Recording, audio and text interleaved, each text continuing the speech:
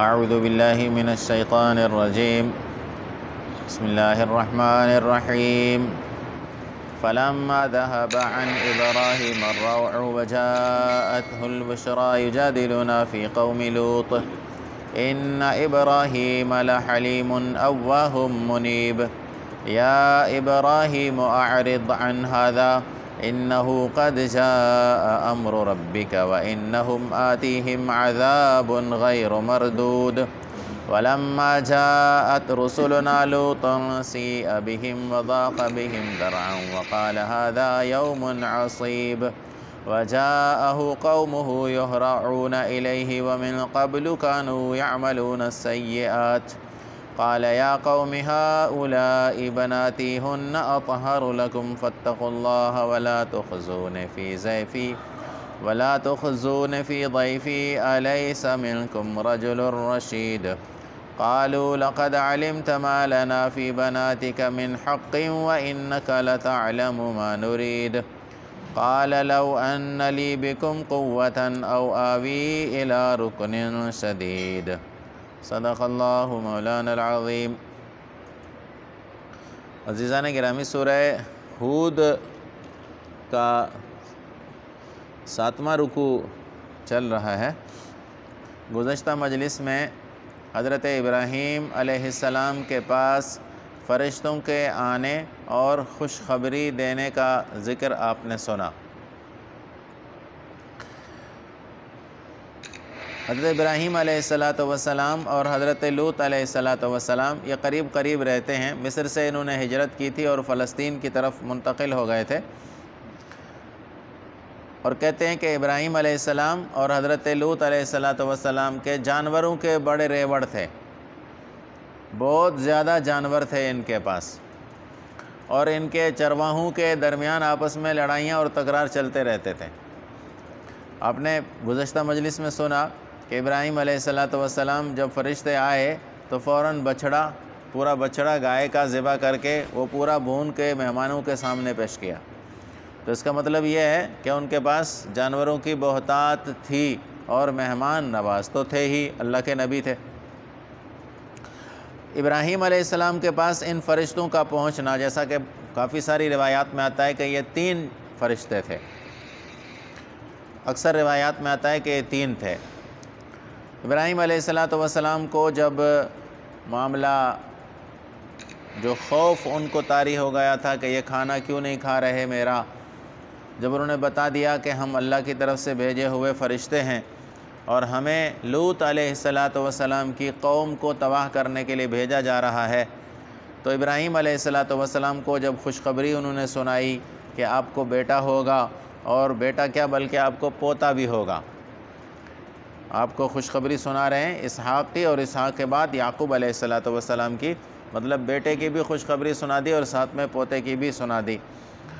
تو ان کی گھر والی جو وہیں کھڑی ہوئی تھی سن رہی تھی، تو اس نے بھی اس پر تعجب کا اظہار کیا کہ اب تو ہم دونوں بوڑھے ہو چکے، کوسٹ بوڑھے، اور کوسٹ بوڑھے جو ہے وہ کیسے، زمین بھی ختم ہو چکی ہے، بیج بھی ختم ہو چکا ہے، بیج ایکسپائر ہے، زمین بنجر ہو چکی ہے، کیسے ہوگا؟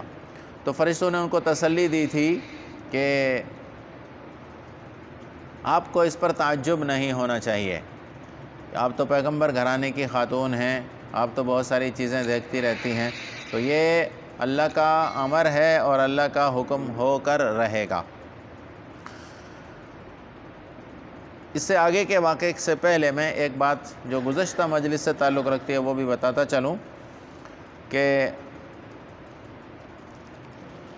اللہ کا امر، اللہ کی عادت اور اللہ کا طریقہ، جو اسباب اللہ نے جس چیز کے لیے پیدا کیے ہیں انہی اسباب کو کارآمد بنانا اور بیکار بنانا یہ اللہ کے اختیار میں ہے۔ سبب تو اللہ نے عادتاً بنا دیے ہیں۔ سمندر میں اندر گھسنے والا آدمی یقیناً سمندر اس کو ڈبو دیتا ہے، لیکن اس سمندر میں ڈبونے کی طاقت بھی اللہ نے رکھی ہے، اللہ نے اس کو سبب بنایا ہے۔ اللہ چاہیں تو اسی دریا میں فرعون کا پورا لشکر، اس کی فوج پورے کی پوری تباہ ہو جاتی ہے، اور اسی دریا سے موسیٰ علیہ السلام اپنے قبائل کے ساتھ سلامتی کے ساتھ باہر نکل جاتے ہیں۔ یہ اسباب اللہ کے اختیار میں، اور اللہ تعالیٰ نے جو سبب جس طریقے سے رکھا ہے اس کے الٹ بھی ہو سکتا ہے، یہ اللہ تعالیٰ کی مرضی اور اللہ تعالیٰ کے حکم سے ہوتا ہے۔ جب ابراہیم علیہ السلام نے نمرود سے بحث کی تھی، تذکرہ کہیں اور آئے گا تفصیل کے ساتھ، تو نمرود کو حضرت ابراہیم علیہ السلام نے جو دلیل پیش کی تھی وہ دلیل یہ تھی کہ میرا رب سورج کو مشرق سے نکالتا ہے اور مغرب میں غروب کرتا ہے، یہ میرے اللہ کا طریقہ ہے۔ اب اگر تم طاقتور ہو اور تم کہتے ہو کہ میں رب ہوں، تو تم سورج کو مغرب سے نکالو اور مشرق میں ڈبو کے دکھا دو۔ یہ طریقہ حجت کا اور دلیل کا بتاتا ہے کہ اللہ تعالیٰ کی جو عادت ہے، اللہ تعالیٰ نے جس چیز کا ذریعہ بنایا ہے وہ ویسے ہی چلتا رہتا ہے، اس کے الٹ نہیں ہو سکتا۔ جو لوگ اللہ کے علاوہ باقی چیزوں کی پوجا کرتے ہیں، ان سے منتیں مانگتے ہیں، ان سے وصولیاں لیتے ہیں دنیا کے اسباب کی، انہیں چاہیے یہ کہ وہ اپنے پیروں مرشدوں کو کہیں کہ میری بیوی تو بچہ جن ہی سکتی ہے، لیکن آپ پیر صاحب طاقتور ہیں تو مجھ سے بچہ پیدا ہونا چاہیے، کیونکہ عورت سے بچہ پیدا کرنا تو اللہ کا طریقہ کار ہے، یہ تو اللہ نے راستہ بنایا ہے کہ عورت سے اولاد پیدا ہوگی، عورت سے ہی، مرد عورت کے ملاپ سے اولاد پیدا ہوگی نا۔ اللہ نے جو طریقہ بنایا ہے، اللہ نے جو ذریعہ راستہ بنایا وہ تو یہی ہے، لیکن اگر خدا کے علاوہ اور کوئی دینے والا ہے تو اسے چاہیے کہ دوسرے راستے سے دے، اسی راستے سے نہ دے، کیونکہ ابراہیم علیہ السلام نے نمرود کو بھی یہی کہا تھا کہ اللہ کا راستہ تو یہ ہے کہ سورج یہاں سے نکلتا ہے اور اس طرف غروب ہوتا ہے، تم اگر طاقتور ہو تو یہاں سے سورج کو نکالو اور یہاں غروب کر کے دکھاؤ۔ تو جو لوگ سمجھتے ہیں کہ ہمیں کہیں اور سے مل رہا ہے نا، کہیں اور سے جو لوگ جا کر مانگتے ہیں، غیروں کے دروں پر جو جاتے ہیں، انہیں چاہیے کہ وہ ان سے مانگیں تو اللہ کے عادت کے مطابق نہ مانگیں، بلکہ کہیں کہ اگر آپ کے پاس کچھ ہے تو عورت سے، مادہ سے تو اللہ پیدا کرتے ہیں، تو آپ نر سے پیدا کر کے دکھاؤ، دوسرا طریقہ استعمال کرو، اگر آپ کے پاس طاقت ہے تو کر کے دکھاتے۔ تو حجت بازی اور دلیل بازی اللہ کے طریقے کے مطابق جو طریقہ کار ہے وہ تو ہو کر رہتا ہے، وہ جو طریقہ کار ہے۔ تو بہرحال ان کو اللہ نے خوشخبری دی۔ ابراہیم علیہ السلام کو تسلی جب ہو گئی تو اب ابراہیم علیہ السلام کے بارے میں قرآن کہتا ہے کہ جب ابراہیم علیہ السلام کے پاس خوشخبری بھی آ چکی اور خوف جو ان پر تھا وہ بھی چلا گیا، تو ہم سے بحث کرنے لگے لوط علیہ السلام کی قوم کے بارے میں، اور قرآن کہتا ہے بے شک ابراہیم علیہ السلام تو بڑے بردبار، درد دل رکھنے والے اور اللہ کی طرف رجوع کرنے والے تھے۔ جب انہیں بتایا گیا کہ ہم لوط علیہ السلام کی قوم کو تباہ کرنے کے لیے نکلے ہیں، تو ابراہیم علیہ السلام نے، قرآن کہتا ہے کہ ہم سے بحث مباحثہ شروع کیا۔ مجادلہ، سورہ مجادلہ قرآن پاک کی ایک خاص صورت ہے۔ قد سمع اللہ قول التی تجادلک فی زوجہا، ایک خاتون نے نبی کریم صلی اللہ علیہ وسلم کے پاس اپنا مقدمہ پیش کیا تھا۔ ظاہر ہے ایک عورت تھی اور سامنے جس آدمی سے بات کر رہی تھی وہ اللہ کا نبی تھا، اللہ کے نبی سے وہ بحث مباحثہ کر رہی تھی، عورت کے مرد کے معاملے میں اپنے کے شکوہ لے کر آئی تھی۔ تو مجادلہ کا لفظ جو ہے اس کا معنی ہے تدبیر کے ساتھ، تدبر کے ساتھ، بردباری کے ساتھ، احترام کے ساتھ اپنی بات کو سامنے رکھنا۔ تو ابراہیم علیہ السلام کے بارے میں یہاں یہی لفظ ہے کہ ابراہیم علیہ السلام نے ادب، احترام، تدبر، تدبیر کے ساتھ اللہ کی بارگاہ میں گزارش کرنا شروع کر دی کہ اللہ، لوط میرا بھتیجا وہاں موجود ہے اور اللہ اس کی قوم پر عذاب آپ نہ بھیجیں۔ اللہ کی طرف سے جواب آیا، یا ابراہیم اعرض عن ھذا، اے ابراہیم آپ اس بات کو چھوڑ دیجئے، اللہ کا حکم آ چکا ہے اور ان کے پاس عذاب آنے والا ہے جو واپس نہیں ہوگا۔ میں نے آیات تو زیادہ پڑھی تھی لیکن میں آگے جاؤں گا نہیں۔ آگے ان قاصدوں کا حضرت لوط علیہ السلام کے پاس پہنچنا اور لوط علیہ السلام کے گھر میں داخل ہونا اور پھر قوم کا رویہ، اس کا تذکرہ میں انشاءاللہ اگلی مجلس میں کروں گا۔ یہاں صرف دو باتیں میں آپ کو سمجھانا چاہوں گا۔ ایک بات تو یہ ہے کہ ابراہیم علیہ السلام کے بارے میں قرآن کہتا ہے کہ درد دل رکھنے والے تھے، بردبار تھے اور اللہ کی طرف رجوع کرنے والے تھے۔ ان تین خصوصیات کے ساتھ ابراہیم علیہ السلام اللہ کی بارگاہ میں عرض کرنے لگے کہ اللہ اس قوم پر عذاب نہ بھیجیں۔ فرشتے آ چکے ہیں، بتا رہے ہیں کہ ہم نے تو لوط علیہ السلام کی قوم کو تباہ کرنے کے لیے جانا ہے۔ پہلی بات یہاں یہ سمجھنے کی ہے کہ اللہ تعالیٰ نے ایک وقت میں دو نبی موجود ہیں زمین کے تختے پر، اس علاقے میں سدوم کا علاقہ ہے، عمورہ کا علاقہ ہے اور فلسطین کا علاقہ ہے۔ یہاں دو نبی بستے ہیں۔ ایک نبی کے پاس فرشتے آتے ہیں اور اسے بتاتے ہیں کہ آپ کی گھر والی جو اب بچہ جننے کی صلاحیت نہیں رکھتی، آپ جو بوڑھے ہو چکے ہیں، آپ کو ہم اولاد کی نعمت سے بھی نواز رہے ہیں اور اولاد کی نعمت سے بھی نواز رہے ہیں، اور یعقوب علیہ السلام سے جو آگے انبیاء کرام کا سلسلہ چلتا ہے وہ تو لاکھوں کی تعداد میں نبی یعقوب علیہ السلام کے نسل اور خاندان سے چلتے ہیں۔ اللہ نے جو ان کو دنیا میں عزت اور شرافت بخشی، یہ ابراہیم علیہ السلام کا خاندان ہے۔ بنی اسرائیل کے جتنے بھی نبی آئے ہیں وہ سب ابراہیم علیہ السلام کا خاندان کہلاتے ہیں۔ اللہ نے ایک پیغمبر کو اس ایک وقت میں، وقت وہی ہے جس میں اللہ ان کے لیے دنیا کو آباد کرنے کا، دنیا میں عزت کے ساتھ رہنے کا سرٹیفکیٹ دے رہے ہیں، اسی لمحے اسی وقت دوسرے پیغمبر کی امت کو تباہی کی نوید لے کر سنا رہے ہیں۔ یہی فرشتے آئے، اسی وقت کی بات ہے کہ فرشتے کہہ رہے ہیں کہ ابھی ہم شام کو جائیں گے ان کے پاس اور رات میں ان کی بستی کو ہم نے تباہ کرنا ہے۔ ایک پیغمبر کی امت کو اتنا بڑا اعزاز اور دوسرے پیغمبر کی امت کو ایک رات کی مہلت کے ساتھ تباہی کا آرڈر، اور اتنا سخت تباہی کے آرڈر کہ آج ان کی بستیوں کا پتہ نہیں ملتا کہ ان کی بستیاں دنیا کے تختے پر تھیں تو کس جگہ پر تھیں۔ ان بستیوں کو اس طرح نیست و نابود کر دیا گیا ہے کہ آج ان کے نشانات نہیں ملتے۔ یہ ایک ہی وقت ہے۔ اللہ طاقتور ہے۔ اللہ تعالیٰ ایک ہی وقت میں دو پیغمبروں کے ساتھ کیا ہو رہا ہے دیکھ لیجئے۔ ایک بات تو یہ ہے۔ دوسری بات دیکھیں، ابراہیم علیہ السلام اللہ سے درخواست کر رہے ہیں کہ اللہ ان پر عذاب کیوں بھیج رہے ہیں، اللہ ان کو مہلت دے دیں، اللہ ان کو معافی دے دیں۔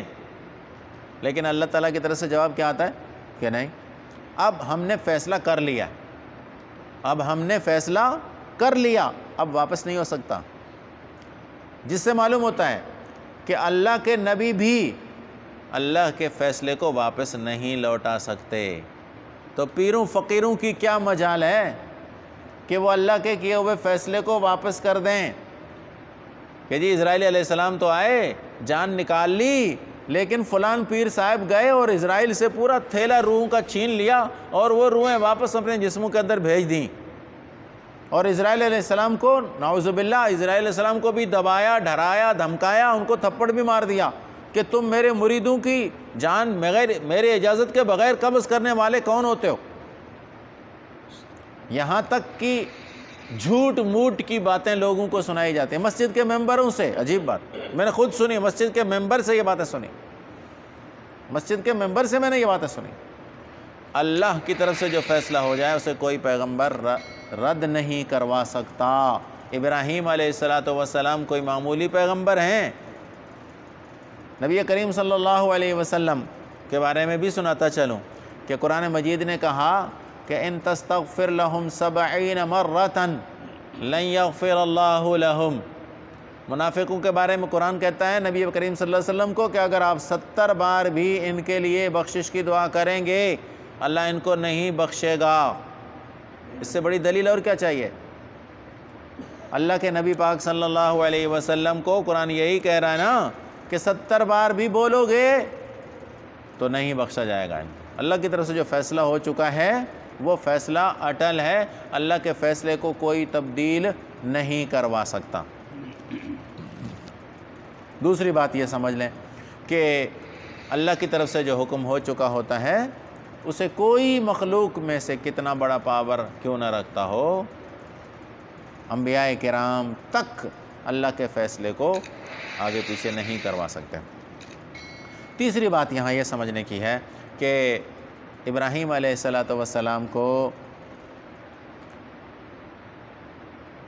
جب بچوں کی خوشخبری سنا دی گئی کہ آپ کی اولاد بھی ہوگی اور اولاد کی اولاد بھی ہوگی، تو ابراہیم علیہ السلام اللہ سے مانگنے میں لگ گئے، جس سے معلوم ہوتا ہے کہ ایک مومن کو، ایک اہل ایمان کو اللہ کی طرف متوجہ ہونا چاہیے، اللہ کی ذات پر بھروسہ رکھ کر بھی اللہ سے مانگنا چاہیے۔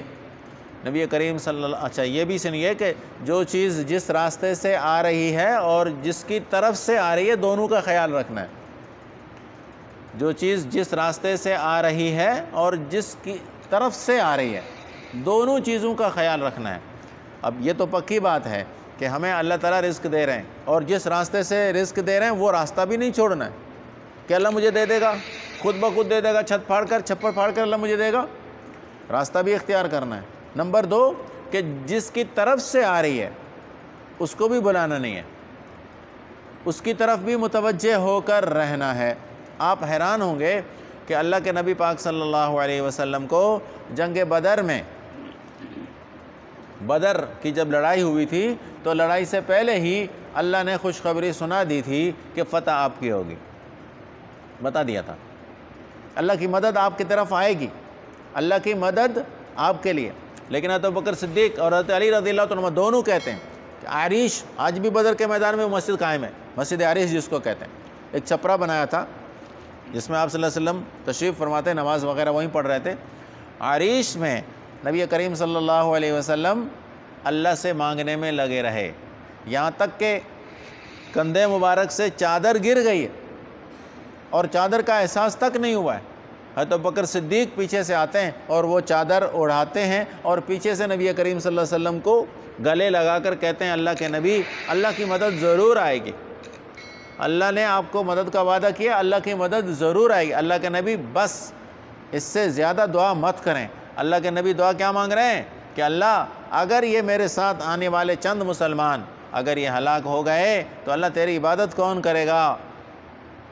اللہ تیری عبادت کون کرے گا؟ اگر یہ مارے گئے، یہ ہلاک ہو گئے تو تیری عبادت کون کرے گا؟ اللہ کے نبی اس حد تک کیوں کی وجہ بتاتا ہوں۔ اصل سمجھنے کی چیز وہی ہے کہ اللہ نے تو وعدہ کر لیا تھا کہ میری مدد آئے گی، لیکن اس چیز کو ہم تو کسی اور ترازو میں تولتے ہیں۔ اللہ کے نبی دیکھیں، اللہ کے نبی کیا کہتے ہیں؟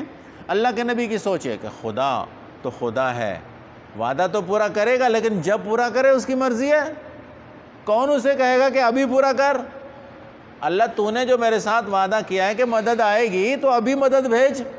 اللہ تو اپنی مرضی والا ہے، ابھی بھیجے، کل بھیجے، پرسوں بھیجے، اس کی مرضی ہے۔ اللہ نے تو یہ کہا ہے نا کہ میں مدد بھیجوں گا، کب بھیجوں گا تو نہیں کہا۔ خدا تو خدا ہے، اس کے پاس تو ساری طاقتوں کے خزانے ہیں، کس وقت وہ مدد بھیجے وہ اس کی مرضی ہے۔ ہم نہیں کہہ سکتے کہ اللہ فلان وقت میں مدد بھیج، اس لیے اللہ کے نبی دعاؤں میں مشغول، ساتھ ساتھ اپنی طرف سے تدبیریں مکمل کی ہیں۔ یہ نہیں ہے کہ صحابہ کرام کو نہتے خالی ہاتھ لا کر بٹھا دیا، نہیں، جنگی تدبیریں اپنی جگہ پر مکمل، میدان، پانی، سارے انتظامات مکمل کرنے کے بعد اللہ کی طرف متوجہ ہوئے۔ جو چیز جہاں سے آ رہی ہے اور جس کی طرف سے آ رہی ہے دونوں کا خیال۔ ابراہیم علیہ السلام کو دیکھیں خوشخبری بچوں کی ملی، بیٹے کی پوتے کی خوشخبری ملی اور اللہ کی طرف متوجہ ہوئے، اور لوط علیہ السلام کے بارے میں اللہ سے عرض معروض کرنے لگے کہ اللہ ان کو بچا لے، اللہ ان پر عذاب نہ نازل فرما۔ لیکن اللہ تعالیٰ کی طرف سے فیصلہ ہو چکا تھا، جس سے معلوم ہوا کہ انبیاء کرام بھی اللہ کے بھیجے ہوئے فیصلے کو رد نہیں کروا سکتے۔ باقی ہے کون؟ ان سے بڑا اللہ کو محبوب انبیاء کرام سے اور بڑا ہے کون جو اللہ کے فیصلے کو رد کرے؟ یہ باتیں عقیدے کے حوالے سے ہمارے سینوں میں کھٹکتی رہتی ہیں، اس لیے ان کی صفائی ہو جائے۔ کہ خدا خدا ہے، رب رب ہے، اللہ اللہ ہے، وہ کسی کا محتاج نہیں اپنی حکومت چلانے میں، اپنے نظام چلانے میں، اس کے پاس اتنے خزانے ہیں کہ وہ کسی کا محتاج نہیں ہے، اس کے خزانے بھرے ہوئے ہیں، ٹھیک ہے، اور اس کی طاقت لا تعداد، لا محصور، لا محصا ہے، اس کی کوئی انتہا نہیں ہے۔ باقی اللہ جس کو نواز دیتے ہیں وہ اس کی مرضی ہے، جس کو نواز دیں، چاہے عزت دیں، چاہے ذلت دیں، چاہے صحت دیں، چاہے بیماری دیں، وہ ان کی مرضی ہے۔ باقی ان کے فیصلے کو کوئی ٹلوا نہیں سکتا، کوئی ٹال نہیں سکتا۔